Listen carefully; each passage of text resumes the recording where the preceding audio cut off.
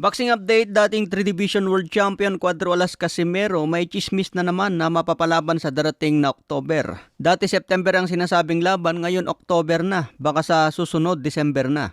Kaya ba na lang po natin si Cuadro Alas, kahit sino ang kalaban basta maging aktibo. Edad 35 na ngayon si Casimero, 3 to 5 years na lang ang itatagal sa boxing, baka magretiro na. Sana bago iwan ang karera sa boxing, mapalaban muna sa mga champion. Yung pangarap na laban kay Monster na Oya Inoue, hanggang ngayon malaking katanungan kung paano ito ikasa. Kaya bang na lang po natin si General Casimero, ang nag-isang angas ng Pinas. Sa iba pang balita, Canelo Alvarez matindi ang binitawang salita laban kay Oscar De La Hoya. Matapos mag-post si De La Hoya ng isang video kung saan minura si Canelo at tinawag na ducking ang ginagawa kay Benavides. Bumanat naman ngayon si Canelo Alvarez. Sinabi ni Canelo mas maganda raw sana ang naging karera sa boxing kung hinawakan siya ng PBC promotion. Okay naman daw ang nangyari sa kanya under ni Oscar De La Hoya, pero mas maganda raw sana sa PBC promotion. Pero naabot ni Canelo ang kanyang legacy ngayon dahil na rin sa tulong ng Golden Boy. Na-build up ang record ni Canelo, naging undefeated hanggang napalaban kay Mayweather sa edad na 23.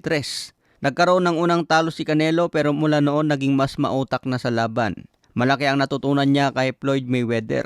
Nakipaghiwalay si Canelo kay Golden Boy Oscar De La Hoya dahil nagkaroon ng away tungkol sa kontrata at issue sa pera. Dahil naging superstar na rin si Canelo, gumawa na ito ng sariling promotion at nagsolo. Si Canelo na ang nagdesisyon kung sino ang gustong labanan at siya na rin ang nagdedemand kung magkano ang ibabayad.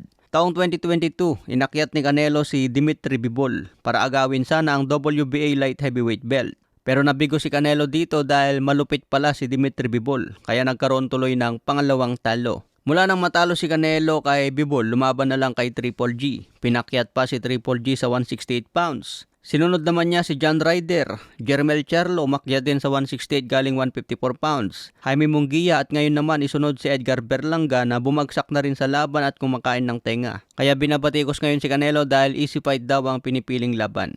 Samantala may sagot din si Canelo tungkol sa sinasabi ni De La Hoya. September 14 kasabayan ni Canelo ang UFC debut sa Sphere Las Vegas. Malaking event daw ito na pinondohan ni Turki Al-Sheikh. Siguradong lalangawin daw ang laban ni Canelo sa Las Vegas ngayong September 14. Pero sagot ni Canelo dyan mga tol, ibahin nyo ako. Iba ang Canelo kapag may laban. Hindi pa nilalangaw ang laban ko. Kahit anong laban pa yan sa UFC, iba ang Canelo. Tignan natin sa September 14. Kumpiyansa si Canelo dahil marami itong supporter para manood at suportahan ang laban kay Berlanga. Nagbigay na rin ng payag si Canelo tungkol sa IBF na hinubaran siya ng titulo. Sinabi ni Canelo, hindi ako susunod sa utos ng kahit sinong organisasyon. Ginagawa ko ang gusto kong laban at isa pa, hindi ko kilala ang challenger ng IBF na si William Scal.